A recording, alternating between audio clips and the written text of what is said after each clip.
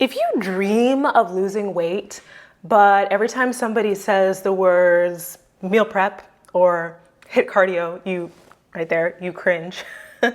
Or if you are somebody who keeps telling yourself, I'll start again Monday, and then once Monday comes, you have the motivation for a few seconds and then you're like, I can't do this. I've tried before, I can't do it. Or if you're the person who just wants to make a huge change, you just know that you need that change, but the thought of completely overhauling your life and completely changing everything you do, your whole routine, just like freaks you out and makes you be like, not for me, then this is the video for you. You especially need to listen to this episode. Now, I want to start with the good news. Most of it is good news, so don't worry. But the good news for you, especially somebody who is lazy and just doesn't want to put in too much effort to lose the weight, is that this is actually the best way for you to lose weight in a lazy way, something that is comfortable for you. Let me explain. For those people that actually go to great lengths to change their life, to change their body, to change everything about them, they realize that this is not sustainable, that they are striving so hard to lose that weight, that once they lose that weight, they're like, okay, now I don't have to keep up this routine. And then it just all falls apart and then you gain the weight back and sometimes even more. So if you're taking a slower, more lazy approach, this is actually the best way for you to lose weight. So that news is on your side and it's going to help you out as you actually start to make significant progress. You're going to realize that, hey, it doesn't have to be hard. It doesn't have to be complicated. It doesn't have to be like everybody else online, what they say it is. It can be simple. It can be customized to me. And if you're that person that just keeps waiting for Monday to restart and start that 100-step routine, you will never reach your goals and you will spend your entire life believing that you are not cut out for it, that you are not able to lose weight, that you've tried it before. Why would you be able to do it now? So I just want to tell you today that it doesn't have to be complicated. And from my personal experience, I'm not going to say my experience is going to be your experience, but from my personal experience, I lost the weight and everybody looked at me and was like, oh, she must have done so many things. She must have completely overhauled her diet. She must have done hours working out, especially if she was working out at home. She must have been working out for hours. She must have been, cutting carbs. She must have done all these things. And to be completely honest with you, it's not true. I did make some changes, some staple changes, and I wouldn't call myself lazy, but I definitely did it the very slow way. I did it the very relaxed way. I did it in a way that was easy for me to sustain so that I could maintain. And that's something that you're gonna take away from this video. By the end of it, you must remember, if you take nothing away from this video, that sustainable is maintainable. So if you're not able to sustain it, you're not going to be able to maintain it. If you can't do this every single day, don't expect you to be doing it 2 years from now. So let me get a little bit into the science of it. So there are 3 ways for you to lose weight, all of which require a caloric deficit. Now, when you hear caloric deficit, this has become some kind of buzzword online over the last, I'd say 5 years, caloric deficit. And then people are, they show their workout results. Me especially, I'll share, I did my home workouts and this is my before, this is my after. And everybody's like, there's no way that this would have happened because you must be in a caloric deficit.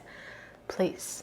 I have a kinesiology degree. I understand what a caloric deficit is. And unless you do, please do not tell me what a caloric deficit is or that my exercise could not have ended in weight loss. So there's 3 ways. The first way is for you to eat less. So this is the one that most people, they're like, caloric deficit, this is what they mean. They're like, you have to eat less in order for you to lose weight. This is what a caloric deficit is. The second way is for you to exercise more. So just think about it. You're eating the same pretty much every day, little bit over, little bit under, your days vary a little bit, but you're eating around the same amount of calories per week spread across the week. If you add exercise to that, that is you burning calories, and that puts you in a caloric deficit. It puts you in a place where you are burning more. And so working out is just as much of a caloric deficit as eating less is. Understand? The third way for you to lose weight is to combine the both. So you can either eat less, you can either work out more, or you could do both together. And this is what I find is the best way to do it. The lazy way is just doing a little bit of both. You don't have to eat significantly less. You don't have to exercise significantly more. You just have to take both components, combine them, and use them to your advantage. Now, I have some tips on how you can do these things, and there are 3 here that are going to make the biggest difference, that are going to make the most change in your life and the change in your weight. But I have several that are going to help you across the board. Now, I don't want you to stress out over all the tips that I give you. I do want you to take note of the main 3 though. The first one is one of the main ones. Start your day with hydration and protein. Now, you probably see it all over online if your algorithm is situated this way. Start with hydration. Start with a glass of water, start with some lemon water, start with something that is going to start getting your digestive juices flowing, that's going to wake you up, that's going to hydrate you. Think about it. You've been laying in bed for 4, 5, 6, 7, 8, sometimes even 10 hours not drinking anything. You're going to wake up a little bit dehydrated, and if not a little bit, a lot. Hydrate. This is going to help you. It's going to help boost your metabolism. It's going to help wake you up. It's going to hydrate you, and you're going to be more set to make better choices. Now, you're going to see a common theme. All of these are about helping you make better choices. Not the best choice, not always being perfect. They're going to help you make better choices. So if you start your day with hydration, and then you also start your day with protein. So having a protein-rich breakfast. And now there's a little catch to this. It has to be protein-rich, and it has to be low in sugar. So skip the pancakes, skip the cereal, skip the jam on your toast, skip all of that. And I'm just telling you for now. You can have that stuff later if you want. You can have pancakes for lunch. You can have pancakes for dinner. You can have whatever sweet things you want in the morning. Save it for later. I'm telling you right now, if you start saving your sweets for later in the day, you are going to see a significant change in your mood, in your willpower, in your ability to say yes to the right things and no to the things that are going to hinder you from progress. And I'm going to explain why. Now, sugar is one of the main culprits for you not being able to lose weight. Why? Because you have that sugar, and it's not just straight sugar, like a spoonful of sugar. Simple carbs like pancakes, like bread, those simple carbs are broken down into sugar in our body. And then that sugar goes to our bloodstream. Once it meets our bloodstream, insulin, which is a hormone inside of us, goes and meets that glucose.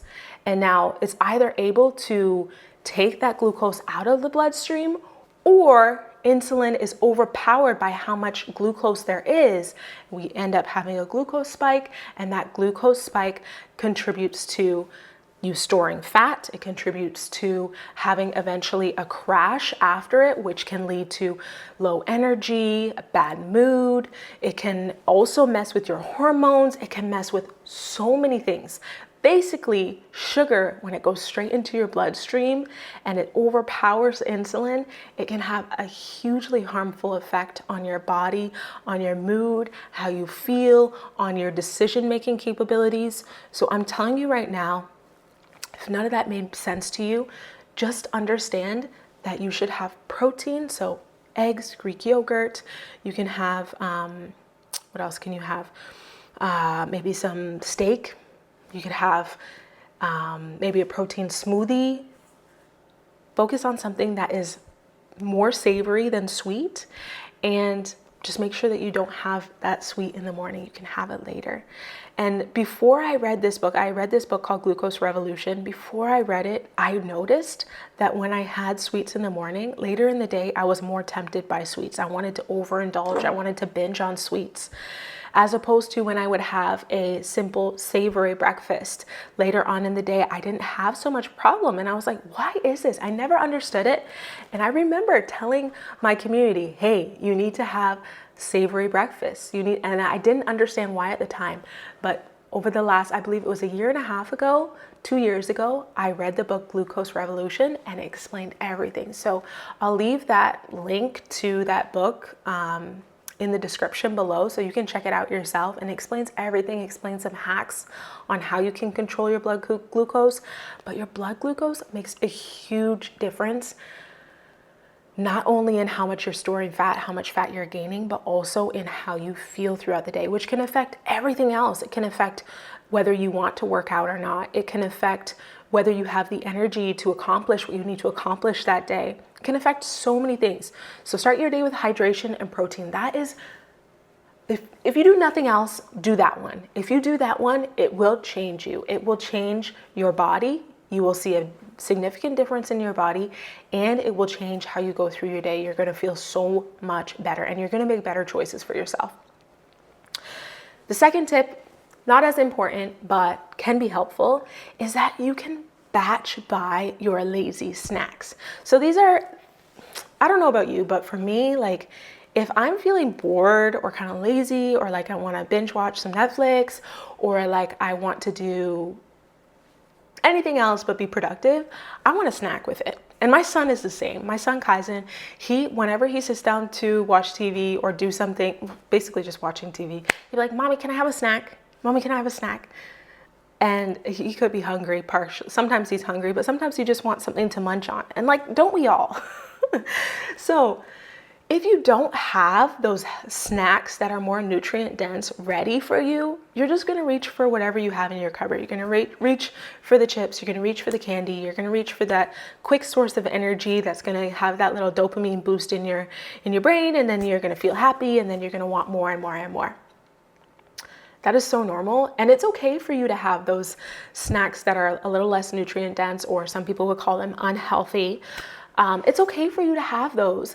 But it's better for you, when you are especially mindlessly snacking, to have some options that are a little bit more on the nutrient dense side.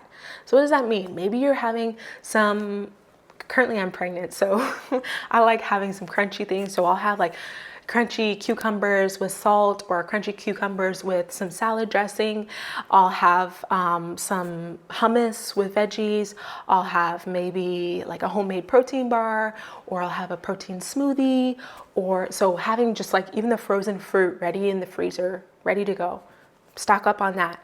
Maybe having some pre-cut fruits, maybe a little fruit salad. Having those in bulk and ready to go. And I'm telling you, if you have them ready to go, like you get them home from the grocery store, you wash them, you prepare them, you put them in a container, and then when you're feeling that mindless snack moment coming on, just reach for them. You can still be lazy about it. It just takes an extra 10-15 minutes of prep work after you've done your groceries. Reach for them. It's gonna make a huge difference in your calorie intake. And now, for those of you who are like, I usually eat pretty good throughout the week, and then on the weekend I kind of go a little bit overboard because I have family events, I have, all these things happening. Your caloric intake does not depend on just your daily intake and like, oh, I was good during the week, these 2 days, it's okay that I'm not good, or that I'm not eating as healthy as I could. Your caloric intake is spread across the week, spread across the month. And so if you are having a huge surplus, 3,500 calories equals 1 pound. So if you are having like a regular amount, say for example, your regular amount is 2,300 calories a day, 2,300 calories, maybe 1,800 calories one day, 2,000 calories, 2,300, and then come on the weekend, you're at 5,000, 7,000, you're still going to be gaining weight, because across that period of time, you still had a surplus of over 3,500 calories. So I want you to be mindful of throughout the week, those decisions that you make daily, even on the weekend, even if you feel like, oh, I'm eating really good during the week, and on the weekend, I just kind of let myself go. Remember that the weekend still counts. The weekend still counts towards your day. And that doesn't mean you have to push off all of the delicious snacks or the sweets or the treats. You don't have to cut those out, but just be mindful that every little bit of change that you make, even especially in your mindless snacking, can make a change on your entire week and can make a change in your weight loss progress. Now, the third thing that I would tell you to do is to make swaps, not sacrifices. So this is something I was eating right now before I started this video. They're fruity gummy bears. I love candy. Who doesn't? I mean, some people don't, but this one is, I could have just reached for the regular gummy bears. It doesn't really make a big difference to me. For me, I think that indulging in something that's sweet or something that, makes me have a false dopamine rush, is healthy and okay and part of life. But sometimes you can make swaps. Like this one is, I'm not promoting this one. It's just one that I realized I got, Joyride Uncommon Candy.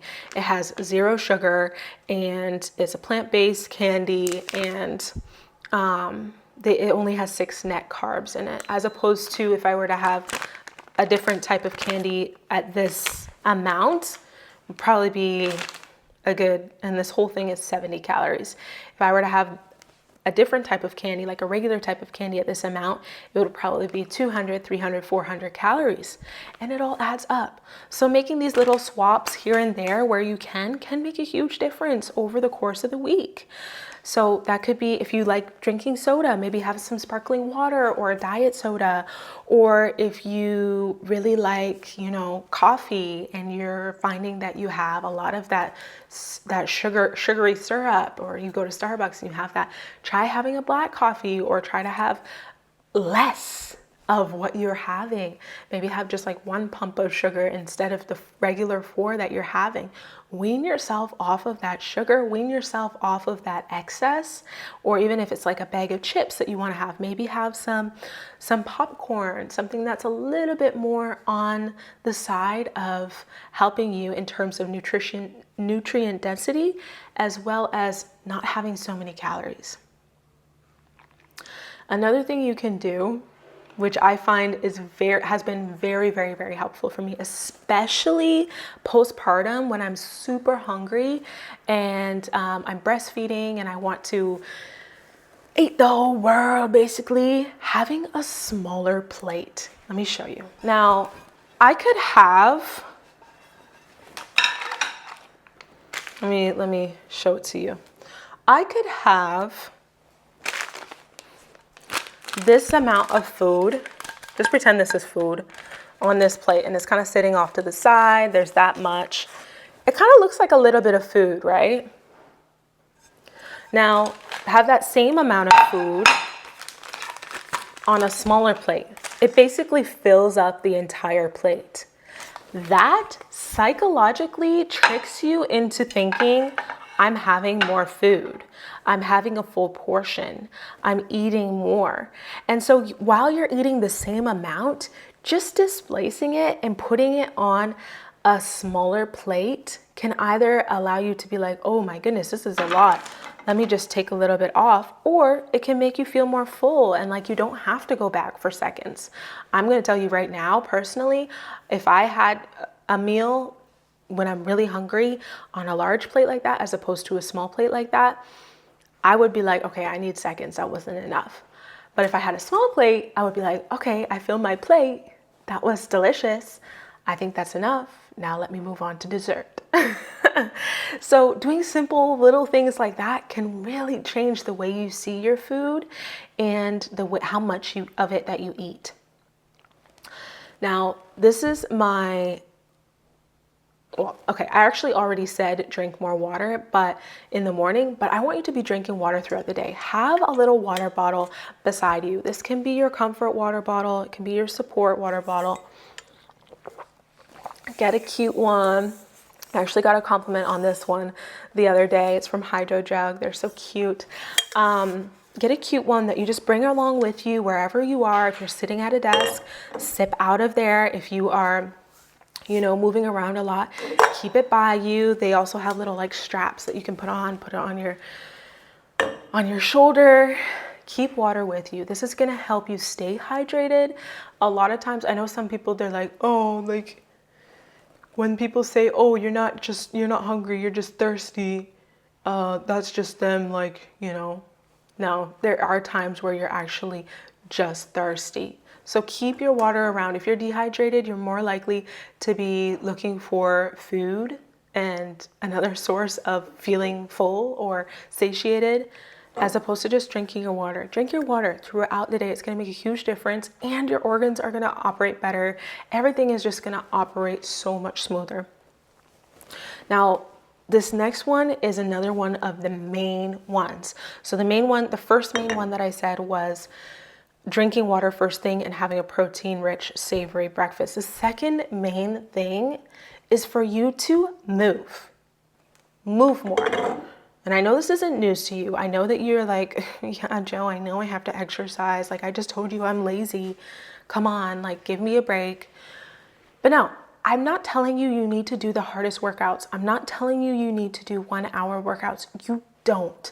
And doing those 1 hour workouts can actually hinder you from your progress. I'm telling you that right now so that you have permission to stop pushing yourself to the max every time you try to start a new fitness routine. Stop it. You're just making yourself sore. You're just making yourself tired. You're making yourself discouraged again and like, okay, I can't keep this up. Start with something small. My simple hack whenever I feel like I don't want to work out is the 5-minute rule. You can either turn on a video on your TV or on your phone. You can use the Grow with Joe channel, which is my channel, to do your workout. Maybe it's a dance workout. Those are only like 10, 12 minutes. Or you could just simply grab your phone, put on the timer feature, go to clock, put on the timer feature, put it to 5 minutes, press start, and start doing some squats, or start walking around your house, or start doing something. Just moving more is going to make a huge difference. It's going to help you make better decisions. It's going to help you burn more calories. It's going to put you in that caloric deficit, and it's going to make you feel good. After that 5 minutes, you're going to feel accomplished, even if that's all you do that day. 5 minutes of moving your body can make a huge impact on your day. And I want us to change that narrative. I want us to change the narrative of, oh, it has to be 30 minutes to count. Oh, it has to be an hour to count. And you know why? If you're doing 5 minutes a day, more often than not, you're going to be like, I just did 5 minutes. I could do more. I'm feeling good. But also on those days where you don't want to work out, where you don't feel like it, you're going to be like, I'm just going to do 5 minutes, only 5 minutes. And then once you do it, you're going to have that confidence to come back the next day and the next day and the next day, as opposed to doing an hour worth of exercise and coming back the next day being like, oh, I can't do another hour. I'm so sore. I just want to lay in bed. That's the difference. 5 minutes, 10 minutes, 15 minutes every day is going to be more effective than a 1 hour session on a Monday. Why? Even if it adds up to 60 minutes throughout the week, there is a difference in your mental state when you're showing up every day for that same amount of movement, or for even just a small amount of movement. There's a difference in your psychology. There's a difference in the way you think about yourself. There's a difference in the confidence that you achieve knowing that, oh, I'm kind of on a streak. I'm able to keep, look at me, go. Look at me, go. So show up for 5 minutes. Set a timer if you need to. Just do some squats or walk in place. Whatever you need to do. 5 minutes. I'm telling you right now, if you've tried everything else and you haven't tried the 5-minute method, try it. Go to my other channel, Grow with Joe. You can find some fun dance workouts there. You can find low impact workouts there. It's going to change your life. I'm telling you right now, there's people that do Grow with Joe workouts that lose 100+ pounds, sometimes 200 pounds. Sometimes they only need to lose 20 pounds and they end up losing 25. Just start small. And that's what I always tell everyone. If you are that person that thinks because everybody's telling you you have to do 20 minutes of HIIT, an hour of strength, and 50 minutes of this, all of this, and you're just getting overwhelmed because you're like, I've never even done 3 days in a row of working out, let alone all of this that you're asking me to do. Why would I even try? Just do 5 minutes. I'm telling you right now, it will change your life. Now, there's 2 more that I want to explain to you that are going to really help you if you are lazy, but you want to lose weight. The first one is to walk while you scroll. Now, I know a lot of us treat scrolling at the end of the day as kind of like a treat, and there's nothing wrong with that as long as you're not comparing yourself immensely to everybody else. It is kind of a treat to kind of just let your mind go and let the people on the internet do the work for you. But scrolling can eat up so much time, especially if you don't have kids that are interrupting and saying, hey, mommy, can you play with me? Then you got to get up and go play with them or do something else. But if you're scrolling and you're just mindlessly scrolling, you can easily waste an hour, 2 hours, sometimes even 3 hours of your time just sitting there and like moving your thumb. Now, what can you do instead of that? You could get on a walking pad and scroll. You could still do that indulgence, but get on a walking pad and do it. You could get through a lot of steps just scrolling and walking, and it's actually a great way to get your steps in because you're kind of distracted, so you don't even realize it. Walking, I'm telling you right now, walking is so underrated. I know everybody's starting to get on that walking hook and understand that like, oh, 10,000 steps is going to help you lose weight. Yes, any amount of increasing your walking is going to help you lose weight. Why? Because it's sustainable. Why? Because it's easy. Why? Because you do it all day, every day, and you kind of have to do it in order for you to get anywhere. And if you're able to increase those steps, you're going to lose weight. So get on that treadmill, get on that walking pad. If you don't have either of those, again, turn on a show, turn on something you want to watch. Maybe it's a Netflix show that you want to binge. And then on your phone, turn on Grow with Joe and just follow the moves. Turn the music down, turn the beats down. Just follow the moves and watch your show. You can do the indulgence while you are getting your steps in, while you're working out. That is such a great way, especially when you don't feel like it, to get your workout in, to get your steps in, and you can only have to do 5 minutes. But if your show is like 40 minutes long, you're probably going to be there anyway for the 40 minutes. So you're probably just going to be like, I'm just going to keep going. So do that. Start that. Now, the last thing and the third most important thing that I want you to take away from this video is sleep. And sleep is something that I feel a lot of us don't even realize is one of the most powerful tools for weight loss.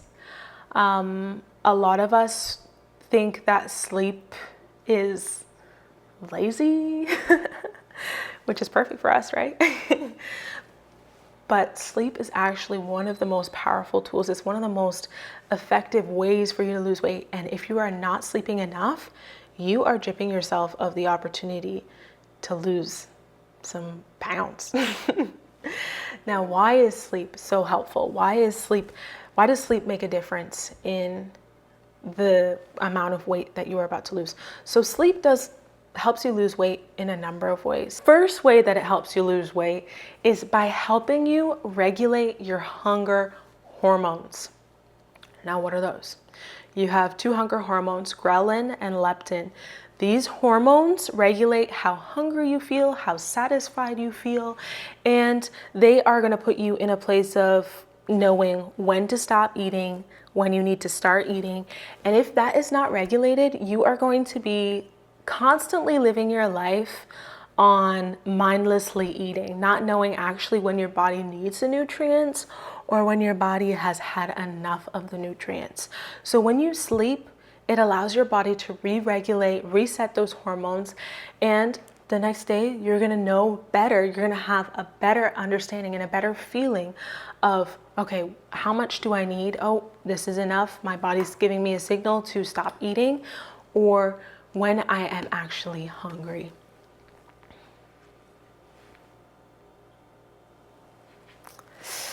Another way that sleep is very helpful is you're gonna have less night cravings. Now, I don't know how many of you, probably most of you, because I struggle with this too. You struggle with after dinner, you know, a couple hours later, you start to get hungry and then you start snacking and you just have this like late night snacking craze. And usually it's not the best of foods. It's not the most nutrient dense of foods. But one of the reasons for that is one, you're not going, just go to bed. You're not going to bed.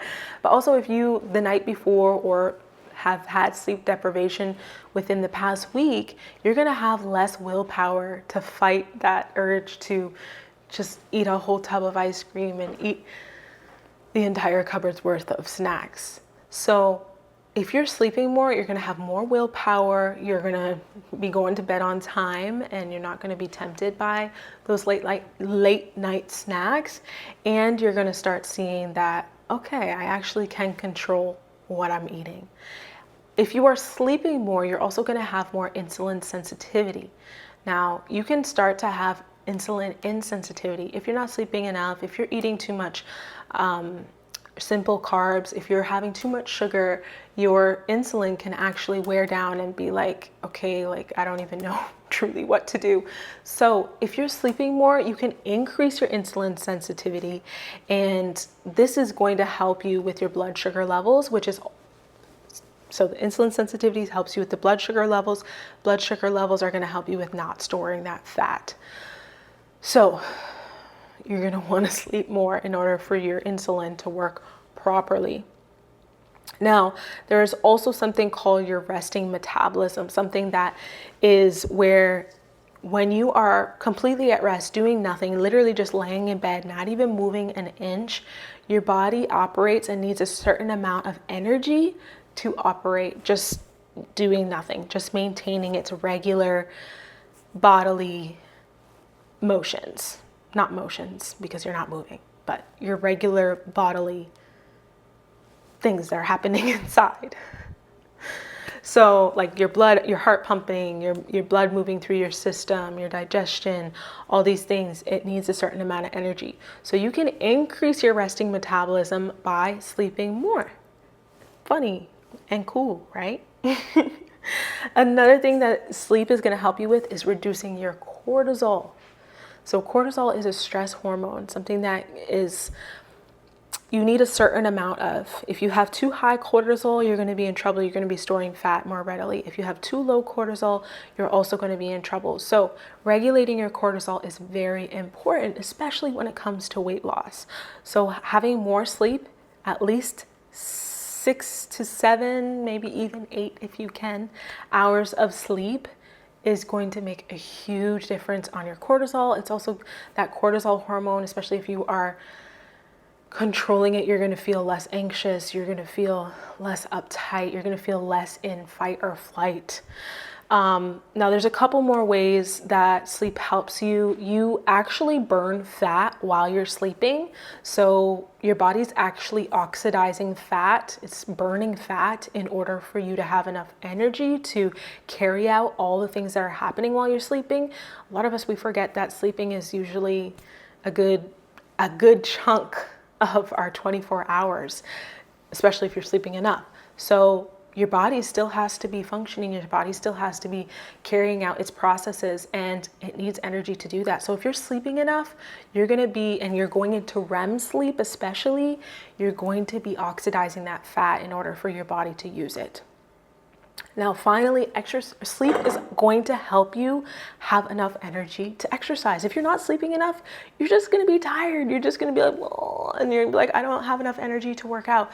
So that in and of itself also helps you lose weight because you're going to have enough energy to do the things that you need to do, to move more, to get more steps in.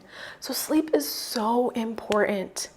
Now, I know I just said a lot. I know I just explained a lot, but what I want you to take away from this is that it doesn't have to be complicated. Pick a few things, and I actually want to limit you, not in a bad way, in a good way.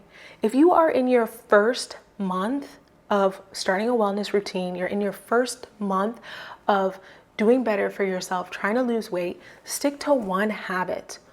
one habit that you want to work on. Maybe it's increasing your water. Maybe it's doing that 5-minute rule. Maybe it's having protein-rich, savory breakfast every day of the month. Focus on that one thing. If it's not one thing every day, like the same thing every day, focus on one thing a day. So maybe today you're focusing on water. Maybe you have a little bit of like, I can't do that every day. I want to focus on something else. Just one thing tomorrow and one thing the next day. And it doesn't have to add up. One thing a day. Now, if in your second month and you are like, okay, I've mastered one thing. Now let me do 2 things. I want you to limit yourself to what month you're in. If you are 12 months into your journey, you are more equipped and ready, and you've had enough practice to be doing 12 habits a day. And I'm gonna max it out at 12 because 12 is a lot. I don't even think I do 12 habits I probably do without thinking about it. But it starts to become second nature when you start adding them up like that, very, very slowly. Once every 30 days, add something else that is gonna help you take that next step. And you're gonna see that you are losing weight steadily. Now, for those of you who are like, Joe, I've been working out for 3 months. I've been working out for 6 months. I haven't seen any change in my body. I haven't seen anything happen. Now, it's one of 2 problems. One, it could be that you're eating more because you're hungrier. You're feeling more hungry because you're working out, and so you're eating more, and so that's counteracting that caloric deficit that you're making. Do a little bit of both. Eat a little bit less. Maybe that's just taking out evening snacking, or maybe it's having a smaller dinner. Maybe that's being very intentional about every dinner that you have, having just a protein source and a leafy green or a fiber source. Having those 2, just focusing on those 2 every dinner, that is going to make a huge difference. Choose one thing that's going to make you tip the scales in the other direction. The second thing that could be wrong is that you haven't been doing it long enough. When I was on my 50-pound weight loss journey, there were 3-4 months within the first 6 months where I didn't lose any weight at all. And I got so stressed out because I was like only looking at the scale. Every day I would step on the scale and be like, why am I not losing weight? I'm still working out. I've been doing everything. Stop looking at the scale for validation. Start looking in the mirror. Start seeing how you're feeling. Am I feeling lighter? Are things changing for me? And if they're not, if nothing is changing, your mood isn't changing, your body isn't changing, your weight isn't changing, there's something else that you need to be doing in order for you to see that progress. And maybe that's just adding one more habit. So, having said all of that, if you're a lazy girl, don't worry, you are not alone. Don't worry, you still can lose weight. And don't worry, it doesn't have to be hard. It doesn't have to be complicated. My weight loss journey was like that. It was a roller coaster, and yours will probably be too. But if you're willing to commit to one thing a day, and then within your second month, 2 things a day, third month, 3 things a day, and they can be very simple, like the most simple things. Just having water first thing in the morning. That could be your entire first month. Your entire second month can be, preparing your snacks once a week, and then throughout the week having those better snacks. Your third month can be adding 5 minutes of workouts to your routine. You will, and I promise you, you will see steady progress. It's not about how much you're doing it, it's about how often you're doing it. You've got this. Now go and do it.